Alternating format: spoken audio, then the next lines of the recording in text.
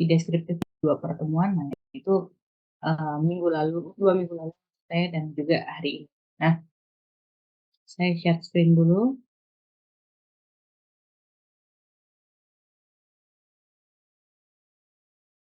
Oke, di, hari ini ya, kalau kalau di judulnya ini dituliskan bahwa kita masuk ke nah, jadi kita masuk ke bagian deskriptif analytics, tapi yang sudah bagian kedua. Jadi kalau yang minggu lalu kan 2 minggu lalu kita yang part pertama begitu ya. Nah ini yang bagian kedua ini kita sudah bicara business intelligence dan juga data warehouse. Jadi kalau yang 2 minggu lalu kita lebih banyak bicara nature of data gitu ya. Data itu ada apa saja, ada data yang terstruktur, ada yang data yang tidak terstruktur gitu ya. Kemudian kalau dilihat dari skalanya, ada skala data yang numerik, ada yang kategorik begitu ya. Nah itu semua berkaitan data yang sudah kita pelajari 2 minggu.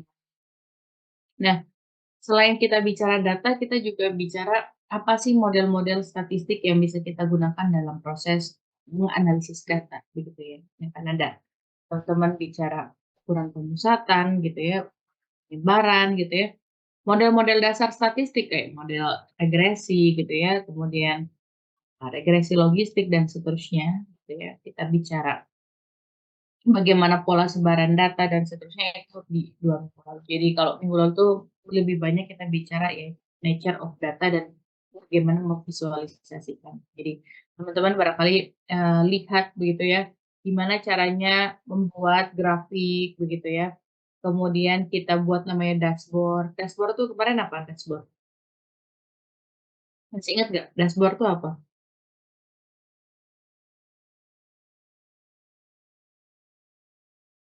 Ada ingat dashboard tuh apa? Bagaimana kita memvisualisasikan data tapi dalam satu layar gitu ya. Jadi, saat kita bicara dashboard itu, kita memvisualisasikan data tapi hanya dari satu layar. Sehingga para pengambil kebijakan gitu ya, sebenarnya di dalam konteks business intelligence gitu ya, atau business analytic dari konteks BA dan juga BI, tujuannya adalah kita lakukan untuk decision support system gitu ya. Jadi bagaimana sih para pengambil kebijakan ini bisa lebih mudah melihat, pola pola atau tren data kita gitu ya, melalui bisnis analytics dan juga bisnis intelligence. Kalau data itu kita biarkan saja, data nggak diolah gitu ya, kemudian disimpan aja. Nah, itu bisa jadi kemungkinannya ada gitu, nggak dilakukan pengolahan dan seterusnya, tapi proses pengambilan keputusan di dalam suatu bisnis ya hanya berdasarkan feeling aja, nggak pakai analytics ya, nggak pakai analitika, ya bisa juga gitu. Tapi, baik gitu ya atau sangat baik kalau kita mengambil decision itu kan berdasarkan apa sih yang sudah terjadi. Saya perlu yang namanya business analytics. Jadi, waktu minggu lalu kita belajar itu. Jadi, dashboard itu menampilkan dalam satu layar isinya adalah visualisasi ya berkaitan dengan data-data yang berhubungan dengan bisnis. Sehingga nanti kita bisa ambil keputusannya. Nah, dalam konteks, hari ini ya, hari ini yang akan kita pelajari adalah gimana cara nyimpennya. Jadi kalau minggu lalu kita lebih banyak analytics ya gitu ya. Nah, kalau hari ini bagaimana sih nyimpennya? Makanya di sini ada data warehousing. Jadi kita akan bicara, sorry ini saya mencet apa tadi? Ya, kita akan bicara bagaimana kita menyimpan data itu, gimana, di mana dan gimana, bagaimana. Jadi makanya namanya warehouse. Warehouse itu kan kalau bahasa Indonesia apa? Gudang gitu ya. Jadi ini gudang dari data. Jadi kita menyimpan data itu di data warehouse. Memang pembahasan hari ini mungkin barangkali sangat teknis dan mungkin saya nggak ke arah sana ya. Jadi saya nggak akan bicara yang sangat teknis gitu ya karena memang ini kan sebenarnya basicnya di computer science gitu ya atau di IT. Kemarin kan ada satu orang tuh dari IT dari di kelas ini. Jadi saya nggak akan bicara teknis, mungkin beberapa nanti akan saya skip gitu. Yang teman-teman perlu pahami adalah bagaimana sih apa proses gitu ya data dari transaksional data yang kemarin teman-teman sudah pelajari ya nature of data. Kemudian disimpan dan kemudian yang kita lihat gitu ya interface-nya seperti apa. Tentu banyak banyak hal teknis yang nanti tersebut di dalam apa namanya di dalam materi hari ini gitu ya. Tapi arahnya kita nggak ke sana. Tapi yang teman-teman pahami adalah bagaimana sih dari, transaksional data gitu ya, kalau waktu itu saya digambarkan di dalam sebuah piramida gitu ya. Jadi ada 3 bagian gitu kan, yang di sini kan raw data atau ini kita sebut dengan transaksional. Jadi kalau transaksional data itu ya data yang masih mentah gitu ya. Jadi data itu di sini semuanya. Ini belum jadi apa-apa kalau kita belum melakukan ya, analisis gitu ya, analitika. Jadi kalau ini belum kita lakukan apa, ini belum bisa jadi, apa namanya, masuk ke level selanjutnya. Di sini kan ada MIS gitu ya, jadi kalau di dalam apa, piramida sistem informasi ini kan MIS, kemudian di sini adalah eksekutif ya, paling yang lebih tinggi manajemen puncak. Jadi ini manajemen information system, ini adalah eksekutif information system. Nah, kalau transaksional data ini kita lakukan BA dan atau BI gitu ya, BA itu Business Analytics, atau juga, Business Intelligence karena Business Intelligence itu kan ada di dalam Business Analytics atau part dari Business Analytics gitu ya. Nah, jadi kalau itu kita lakukan, ini akan menjadi tadi, decision support system. Jadi ini bisa levelnya naik. Jadi kalau data mentah, yang nggak diapa-apain, ya nggak bisa dijadikan decision support system itu, gitu. Nah, itu, jadi makanya di sini kita bicara gimana sih sebenarnya proses menyimpannya itu gitu ya, makanya bicara data warehouse. Ini minggu lalu kita sudah bicara begitu ya, data-data, source of data itu kan kita ambil dari bisnis proses ya, dan bisnis proses. Di bisnis proses itu ada apa aja gitu kan kalau kita, apa namanya, jadi di bisnis proses itu ada apa aja di sini, ada ERP. ERP itu apa? Enterprise Resource Planning ya, jadi ada Mhm. Enterprise Resource Planning. Jadi semua aktivitas di dalam organisasi itu ada di dalam ERP itu. Jadi semuanya ada Enterprise Resource Planning. Sedangkan kalau CRM itu apa? Customer Relationship Management gitu ya. Manajemen.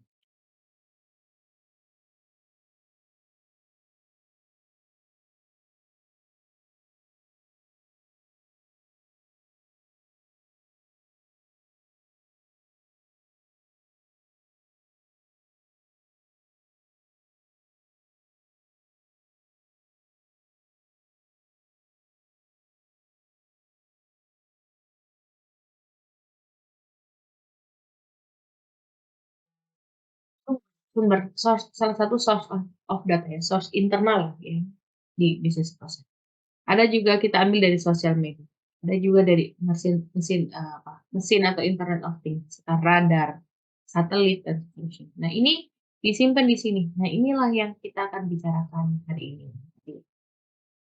Di dalam konsep ini, data ini disimpan di data storage, kemudian diproteksi begitu ya, ya. Jadi ini disimpan, terus kemudian di sini dianalisis ya, dianalisis baru itu nyampe ke tadi, ke ke MIS-nya, entah ke EIS-nya gitu ya, EIS-nya gitu ya. Nah, pokoknya sih ini si aplikannya, end user-nya, itu setelah dilakukan analisis. Nah, itu minggu lalu kita pelajarin. Nah, hari ini kita fokus ke sini, di data storage. Nah, seperti kita tahu kan, kalau bisnis analytics itu kita bagi 3 ya tadinya. Nah, saya fokus di sini saja nih, deskriptif saja nih. Jadi ada statistiknya ya, kita bicara kemarin tuh yang masih sangat sederhana ya. Jadi kalau kita bicara model-model statistiknya itu masih sangat basic, sangat sederhana. Jadi kalau teman-teman mau eksplor nanti ya, ya bisa di luar barangkali di luar dari mata kuliah ini karena yang disampaikan di mata kuliah ini yang masih sangat minim. Barangkali ini juga beririsan dengan teman-teman pelajari di metode kuantitatif bisnis ya. Jadi mungkin barangkali di sana juga lebih banyak metode-metode. Nanti akan didalami juga oleh teman-teman kan kalau sudah masuk ke konsentrasi masing-masing juga ada teknik-tekniknya, teknik-teknik bagaimana menganalisis data. Nah itu teman-teman bisa sesuaikan dengan konsentrasi atau bidang masing-masing. Nah itu yang dilakukan. Di sini ada OLAP. OLAP itu apa? Online, ada yang tahu nggak? OLAP itu apa? Online Analytical Online analytic. Process. Oke, online analytic processing gitu ya. Analytic proses gitu ya. Nah, OLAP ini sebenarnya perannya ya sama sebenarnya untuk apa namanya? Untuk melakukan pengolahan gitu ya atau melakukan analisis dari data. Itu sebetulnya kan online, karena online jadi online sorry, karena sifatnya online jadi dia bisa mengolah secara cepat. Jadi online analytical processing gitu ya. Jadi ini adalah sistem ya, sistem yang dirancang gitu ya untuk analisis data yang kompleks dalam proses pengambilan keputusan. Jadi sebenarnya semua yang dilakukan di bisnis analytics ya, semua ini tuh, oh, sorry ya, ini adalah untuk DSS. DSS. Ini agak error nih Bu, saya maaf. Jadi semua dilakukan decision support system. Jadi di OLAP ini nanti kita akan lihat nanti di akhir ya. Jadi seperti apa sih OLAP ini bekerja? Karena di dalam data warehouse itu kan dia tuh datanya sangat banyak dan sangat kompleks. Ada yang barangkali pernah gitu mengelola atau membuat gitu data warehouse. Ada nggak? Yang sudah tidak asing gitu dengan data warehouse ini? Belum. Oke. Jujur saya juga belum gitu ya. Saya lebih lebih banyak melihat gitu orang mendevelop itu, tapi saya pun tidak tidak bukan tim IT-nya yang eee, membuat atau mendevelop tadi. Karena di data warehouse nih saya lebih ke penggunanya gitu lah ya. Jadi lebih ke menggunakannya kalau mendevelop itu atau memelihara itu nih saya bukan yang melakukan itu. Nah jadi di dalam, proses tadi begitu ya. Nah, si data warehouse itu kan tepatnya di sini, jadi data repository ya. Kemarin kita lihat nih dalam, proses bisnis gitu ya, kita dapat data begitu ya, apa sih, ada masalah apa di proses bisnisnya gitu ya. Oh ada masalah, mesin failure gitu ya, jadi ada misalkan kegagalan mesin gitu ya, atau ada mesinnya yang error nih gitu ya, kemudian kita simpan ke apa namanya, mmm, error-nya karena apa sih gitu ya. Nah kita simpan di dalam, apa, data repositories gitu ya. Kemudian di sini kita information reporting ya, ini yang kemarin kita sebut ya dalam bentuk dashboard gitu ya, report dan seterusnya. Nah itu di sini kemudian, ini kan kita lakukan ini diolah datanya gitu ya, atau dilakukan analytical data di sini, kemudian kita report gitu ya, kemudian untuk diambil sebagai decision maker melihat hal ini untuk diambil keputusan. Jadi ini sudah masuk ke decision system. Nah, dari sini nanti kita terapkan kembali ke mana, ke bisnis prosesnya. Dari bisnis proses nanti ada lagi masalah dan seterusnya. Nah, ini bentuknya cycle ya, jadi siklus gitu ya. Jadi siklus ini terus berjalan gitu ya, jadi nggak berhenti setelah ada action, ya udah stop gitu, enggak. Tapi ini proses ini maintenance maintaining, maksudnya pemeliharaan siklus ini tetap kita jaga, gitu ya. Jadi bagaimana data itu diambil, kemudian data disimpan, dianalisis ya, diolah gitu ya, kemudian membuat report ya, dari report kemudian masuk ke pengambil keputusan, dari pengambil keputusan terus harus ngapain. Nah, itu semua bentuknya seperti siklus di sini. Nah, itu kalau itu ini masih minggu lalu ya. Nah, hari ini nanti kita akan, bicara lebih banyak tadi saya sampaikan bahwa apa sih sebenarnya, nyimpennya tuh di mana. dan bagaimana gitu ya. Nah, itu kita bicara terkait dengan data warehousing. Jadi nanti kita bicara basic definition gitu ya, konsepnya, kemudian data warehousing itu seperti apa. Kemudian kita pahami arsitekturnya seperti apa, kemudian bagaimana proses developnya ya data warehouse dan apa kita menjelaskan data warehouse operation ya, bagaimana itu dia mengoperasikan dan dioperasikan gitu ya. Kemudian bagaimana peran data warehouse di dalam decision support. Jadi itu yang teman-teman bisa pahami. Ini tadi saya sampaikan bahwa mungkin akan banyak hal teknis yang barangkali ini tuh apa sih bentuknya kayak gimana gitu ya. Kalau di dalam IT itu kan banyak istilah yang bagi saya pun asing gitu. Jadi banyak istilah-istilah yang asing dan barangnya pun kita nggak tahu seperti apa sih gitu kan. Lebih banyak kan bahasa-bahasa yang ya mungkin orang IT yang lebih paham gitu ya. Jadi itu, nah yang teman-teman pahami adalah bagaimana sih sebenarnya adanya data warehouse ini dalam konteks bisnis ya. Nah, itu seperti apa gitu dalam proses decision support. Nah, itu yang penting di dalam mata kuliah. Makanya LO-nya, learning objective-nya, salah satunya adalah kita paham data warehouse itu konsepnya seperti apa, arsitekturnya seperti apa, gitu ya, bagaimana proses mendevelopnya. Tentu bukan teknisnya, tapi secara secara umum itu seperti apa, mendevelop dan memanage data warehouse dan juga gunanya untuk apa, gitu. Nah, kemudian ada data integration, integrasi data.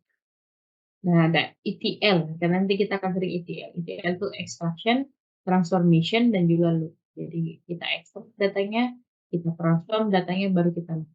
Nah, di dalam proses ini sebenarnya kita sudah bahas sedikit kemarin di bab atau di 2 minggu lalu ya, berkaitan dengan pre-processing data ini. Nah, jadi di pre-processing data itu sebenarnya masuk ke tahapan ETL ini. Jadi kalau kita bicara pre-processing data kan kemarin ada apa? Masih ingat nggak pre-processing data? 2 minggu lalu. Pre-processing, ada tahapan apa aja? Consolidate Consolidation itu, Ibu, data. Kenapa? data consolidation, Nah, data consolidation, terus apa lagi? data cleaning, Data cleaning, lalu Cleaning, data transformation. data data transformation, transformation, dan terus data reduction ya. Itu semua ada di bagian pre-processing. Itu ada di ETL. Jadi sebelum kita load datanya, nah kita harus ekstrak dan kita harus transformasi. Nah, itu semua ada di bagian pre-processing data.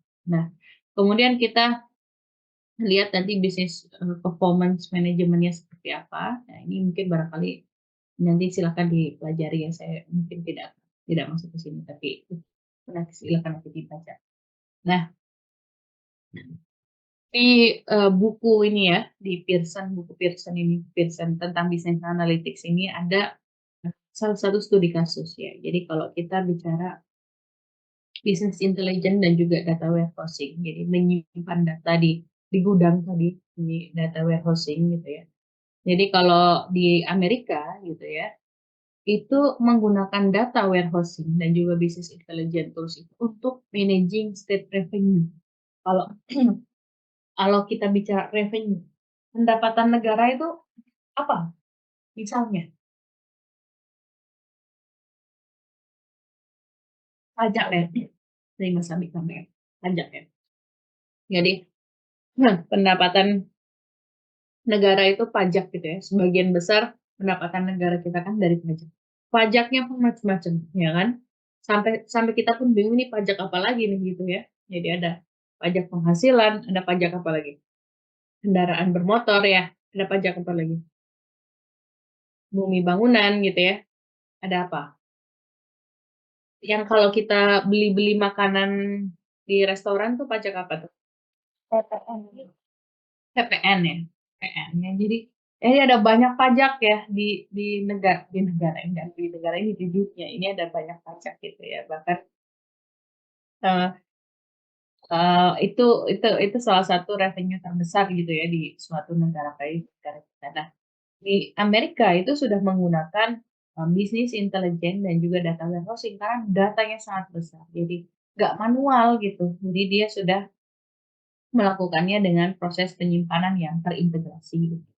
Kalau terintegrasi itu maksudnya ada banyak sumber, tapi, sistem informasi itu berusaha untuk apa apa, eee, beroperasi secara bersama biar satu orang dan orang lain itu datanya bisa sama gitu ya. Jadi integritas data ini sumbernya bisa dari mana aja, bisa langsung diakses cepat gitu ya, dan bisa digunakan secara bersama-sama oleh banyak elemen gitu ya. Nah, sama halnya di Amerika ini, dia menggunakan data warehouse untuk managing state revenue. Jadi, kalau teman-teman, lihat gitu ya, kita mungkin sekarang sekarang ya, di era sekarang, kita lebih sering pakai cashless gitu ya. Jadi kita pakai QRIS ya, atau Debit gitu ya. Kalau teman-teman ada nggak yang masih pegang uang banyak di dompetnya? Ada ya? Ya apalagi kalau kita di saya nggak tahu kalau di warteg tuh sekarang juga kayaknya juga udah banyak ya yang dia pakai QRIS gitu ya. Jadi, Kak begitu, jadi kita lebih sering pakai mungkin penggunaan cash-nya itu sudah sangat minim. Jujur kalau saya nggak pernah saya pegang cash gitu ya. Jadi saya, hanya pegang handphone aja cukup gitu kalau sekarang ya. Tapi kadang-kadang deg-degan juga, jadi kalau lihat bukan meme ya, atau video-video di Instagram atau YouTube begitu ya, orang deg-degan kalau mau bayar nih ada QRIS-nya atau tidak. Nah itu saya mengalami itu hari-hari ya, jadi nggak pernah pegang uang cash sama sekali. Jadi kalau misalnya, si warung atau toko tersebut nggak bisa pakai QRIS, nah itu hal yang paling deg-degan saat ini. Jadi saya memang udah nggak pernah pegang uang itu gitu ya. Jadi bener-bener mengandalkan QRIS gitu. Jadi kadang-kadang kita lebih memilih mendingan nggak beli daripada kalau dia nggak ada QRIS ya kan gitu. Kalau saya, karena saya memang nggak pegang uang. Jadi kalau misalkan mau pergi ke mana-mana biasanya suka nebeng sama orang yang suka bawa duit cash gitu untuk jaga-jaga gitu, biar kalau apa namanya, ada bayar apa gitu, kita nanti akan transfer ke yang bersangkutan gitu. Jadi itu kelemahannya memang karena kan masih belum terintegrasi ya semua. Nah, bagaimana peran kembali ke sini ya, bagaimana peran bisnis intelijen dan juga, data warehouse ini ya. Jadi kalau teman-teman perhatikan di kita aja lah yang khusus sekarang kita udah mulai tuh pakai QRIS. Artinya data QRIS itu kan terintegrasi ya, mau dari bank manapun dia dia dapat gitu ya, dari berbagai bank, kemudian kita dapat, termasuk mereka bisa lihat ini oh sorry, ini pembelian di mana, berapa untuk pajaknya, dan seterusnya. Itu udah kerekap tuh, gitu. Tapi coba teman-teman perhatikan kalau kita beli bakso yang belum pakai, QRIS ataupun pembayaran elektronik lainnya gitu ya. Tukang bakso nih bayar pajak nggak? PPN maksud saya. Bayar pajak nggak dia? Enggak ya? Kita tuh beli bakso ya udah beli bakso harganya 10.000 misalkan gitu ya, 10.000 nggak ada juga ya, 15.000 misalkan gitu ya. Jadi kita beli bakso 15.000. Nah dia pajaknya dihitung dari mana? Dari pajak pribadi barangkali ya, dia dia laporkan gitu ya, "Saya penjualnya sekian," gitu kan, "saya penjualnya sekian." Itu real nggak? Belum tentu real gitu ya.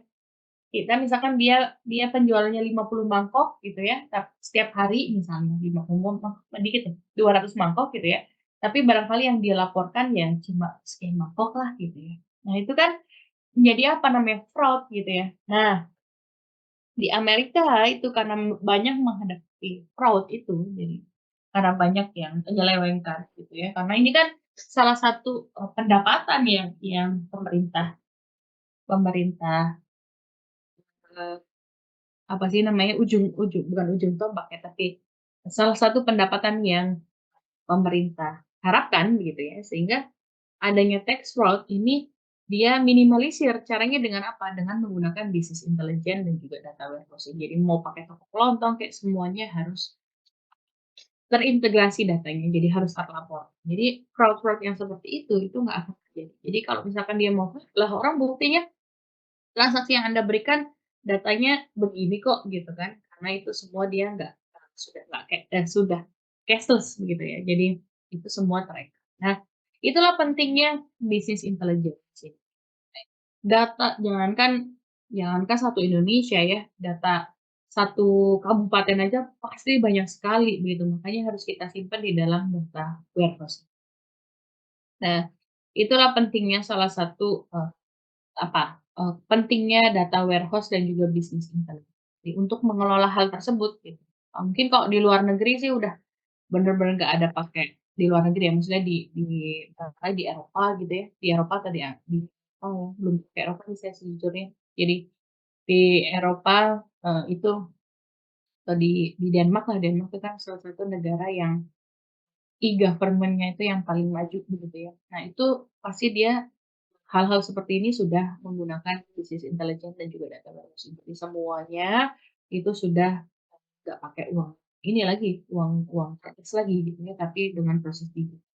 Nah, ini tujuannya adalah untuk mengatasi fraud tadi, gitu. Jadi orang kira-kira saya jualnya 50 mangkok, tapi aslinya jualnya 200 mangkok gitu. Jadi fraud itu kita diminimalisir dengan ada business intelligence dan juga disimpan di dalam data warehouse. Nah, kemudian, apakah investasi pada BI dan data warehousing ini pay off, ada hasilnya nggak sih gitu ya? Ya tentu gitu ya dari sisi memang investasinya atau untuk membuat data warehouse itu sangat mahal ya, mahal sekali. Nanti saya akan tunjukkan berapa mahalnya ya gitu ya. Jadi untuk, menggunakan data warehouse itu untuk develop ya, itu data warehouse itu sangat mahal gitu. Jadi awalnya memang mahal tapi nanti seiring dengan berjalannya waktu itu banyak, manfaat-manfaat yang diberikan gitu. Jadi ada biaya-biaya yang bisa kita reduksi di sana. Gitu. Jadi itu, pengantar untuk data warehouse tadi. Jadi semua sebenarnya sekarang sudah digital gitu ya, itu akan lebih mudah dalam mengintegrasikan. Nah, dalam konteks bisnis intelijen dan juga data warehouse nih ya, kalau kita lihat ya, di bisnis intelijen itu ada everything related to use of data. Jadi everything, semua yang berkaitan dengan penggunaan data untuk managerial decision. Nah, itu namanya bisnis intelijen. Penggunaan data tadi ya, yang saya sampaikan di dalam sebuah piramida tadi, gitu ya, dalam piramida ini. Nah, ini kalau kita bicara bisnis intelijen, ya semua yang kita lakukan dari transaksional data tadi, transaksional data yang paling bawah menuju ke level selanjutnya, ini kita lakukan bisnis intelijen, gitu ya. Gunanya untuk decision support system, decision support system. Nah, kalau sekarang kan kita baru fokus ke deskriptif ya, jadi minggu lalu juga saya sudah sampaikan, kalau di deskriptif itu apa sih yang terjadi, apa yang sudah terjadi gitu ya, gitu ya, masa lalu waktu itu gitu ya, historisnya seperti apa, what is happening saat ini ada apa gitu. Makanya kita ada kita bisa lihat dari business reporting-nya, kita lihat dari dashboard, scorecard, dan juga data warehousing. Data warehousing itu penyimpanannya begitu ya. Nah, kemudian di dalam bisnis intelijen, outcome-nya itu apa? Well defined business problems and opportunities. Jadi di sini kita bisa menjelaskan secara baik gitu ya, apa sih problem apa yang ada di dalam suatu bisnis dan apa peluang, opportunities apa yang bisa kita ambil di sana. Nah, itu di deskripsi. Sedangkan kalau prediktif ya, namanya aja prediksi gitu ya. Lalu kita bicara what will happen dan kenapa itu bisa terjadi ya. Makanya di sini ada data mining. Data mining itu apa? Mining itu apa artinya?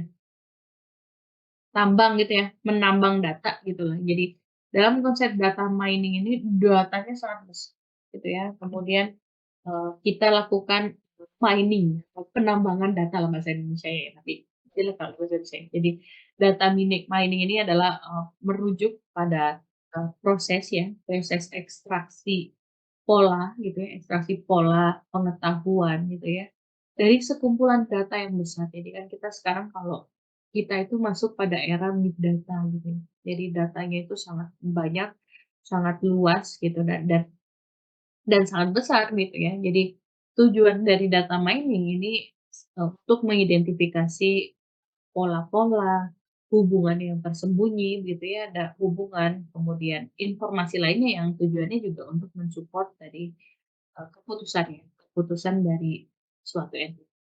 Jadi di sini akan menggunakan banyak data gitu. Ada text mining gitu ya. Text mining ya berarti kalau ini berkaitan dengan teks, berarti data yang tidak terstruktur. Kemudian ada web web atau media mining, ada forecasting. Kalau di forecasting ya tentunya itu berkaitan dengan forecast. Forecast itu apa sih? Ramalan gitu ya. Jadi kita meramalkan, tadi ada will-nya. Jadi konsep will di situ kan kita bicara nanti itu gimana sih, ada apa. Jadi di prediktif ini tujuannya adalah accurate gitu ya, projection of future events and outcomes gitu. Jadi kita mencari proyeksi yang akurat gitu ya berkaitan dengan kejadian ke depan dan juga outcome ke depan. Nah, kalau preskriptif, nah setelah kita tahu apa yang harus kita lakukan gitu, dan kenapa ini dilakukan, makanya ada optimisasi, simulasi. Jadi bagaimana sih memperbaiki menyelesaikan gitu ya, menyelesaikan apa yang sudah diprediksi begitu. Itu di sini. Nah, itu adalah preskriptif. Nah, ini saya sampaikan satu semester ini teman-teman belajar terkait dengan hal ini. Tentu barangkali teman-teman akan melihat kok banyak sih istilah-istilah yang terlalu bukan terlalu ilkom ya, saya sangat di IT begitu ya. Nah, ini memang karena mungkin ya beberapa ya di ini adalah kita lebih banyak bicara konsep si business analytics itu secara teknis begitu. Tapi dalam konsep di dalam bisnis gitu ya, kita paham bahwa oh ini digunakan untuk proses bisnis ya, bisnis decision support. Ya, itu yang kita harus. Nah, tadi kita bicara data warehouse itu apa sih gitu ya. Jadi data warehouse, warehouse tuh kan gudang ya. Gitu. Kalau gudang tuh untuk menyimpan barang-barang yang dipakai atau nggak dipakai, atau untuk yang dibuang, untuk apa?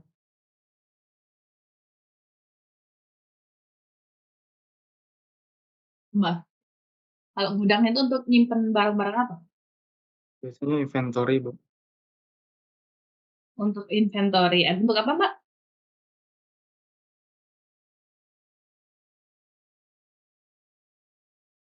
Ya, untuk barang-barang yang tidak dipakai dan mungkin digunakan untuk kemudian hari begitu ya. Kalau kita bicara gudang ya. Nah, jadi kalau gudang itu adalah kita simpen inventory tadi ya. Inventory terkait barang-barang yang sebenarnya nggak kita pakai sekarang, tapi kita butuhkan gitu ya. Suatu hanya itu ada di dalam gudang. Nah, kalau kita bicara gudang, gudang itu bersih atau kotor?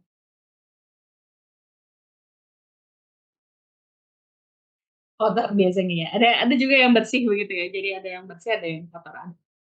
Rapi atau enggak gitu pertanyaan gitu deh. Harusnya rapi, Bu. Kalau gudang dagang bersih, Bu, kalau gudang rumah gitu. Kalau kalau gudang dagang bersih nih kata Mas. Gudang dagang tuh sebersih apa maksudnya? Maksudnya, rapi gitu, Bu, Serapi apa? Serapi apa? Sorry. Serapi apa? barang-barangnya tuh sesuai dengan, apa ya, dengan, kebutuhannya masing-masing gitu. Contohnya kalau pulpen di area pulpen, buku di area buku gitu. Jadi kayak di tempatnya masing-masing begitu kalau di tempat. Oke. Nah, data warehouse itu seperti yang Mas Syahrul tadi sampaikan gitu ya, versi yang rapinya gitu. Jadi versi yang rapi gitu ya, bukan gudang kayak di rumah kita, rumah saya kali ya maksudnya ya. Jadi gudang yang versi rapi yang tadi Mas Syahrul sampaikan. Jadi ada labelnya misalnya ini dikartusin gitu ya, Mas Syahrul ya, atau dikartusin atau dikotakin gitu ya. Iya. Ini untuk geng pulpen gitu ya, ini untuk geng buku misalkan, ini untuk apa, sehingga ketika kita query ya, kita mau mengambil sesuatu tuh maksudnya kita mau pakai, nah itu kita tinggal ngambil aja karena udah tahu gitu posisinya di mana. Kalau gudang kita berantakan kan sulit juga gitu, bukan mempermudah ya. Selama ini begitu ya. Jadi kalau gudang dalam konteks yang hari-hari kita bayangkan itu seperti Natal. kalau dalam konteks data warehouse ini sudah ada, dia bentuknya adalah yang sudah clean. Jadi datanya itu sudah bersih ya. Tadi seperti gambarannya kalau Mas Syahrul sampaikan kayak yang tadi, kayak di tempat, apa namanya, dagang gitu ya, di tempat dagang gudangnya tuh bersih, sudah ada labelnya. Nah, itulah data warehouse. Jadi, data warehouse itu karena kita menyimpan data yang akan kita gunakan gitu ya, jadi bentuknya sudah clean. Clean itu artinya dia sudah melewati tadi yang saya sampaikan di awal, jadi dia sudah melewati pre-processing data. Nah, yang tadi teman-teman sudah sebutkan ada consolidate data gitu ya, ada apa namanya tadi, cleaning data, ada transformasi data. Nah, itu semua sudah ada, sudah dilakukan. Sehingga datanya itu udah bersih masuk ke dalam data warehouse. Jadi kalau kita mau pakai tuh tinggal pakai, nggak perlu ngebersihin lagi, ini variabelnya jelek nih, ini datanya nggak konsisten nih, dan seterusnya gitu ya. Jadi udah nggak ada lagi di situ. Jadi bentuknya benar-benar gudang yang versi terorganisir gitu ya, yang rapi. Dan dia sudah, ada di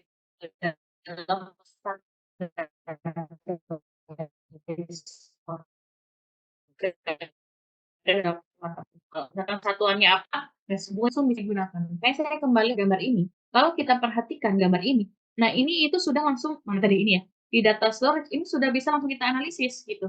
Jadi bentuknya sudah bersih gitu, sudah apa, sudah sesuai dengan standar tertentu begitu ya di dalam sini. Jadi bisa kita lakukan analisis. Jadi nggak perlu melakukan, tadi namanya pre-processing.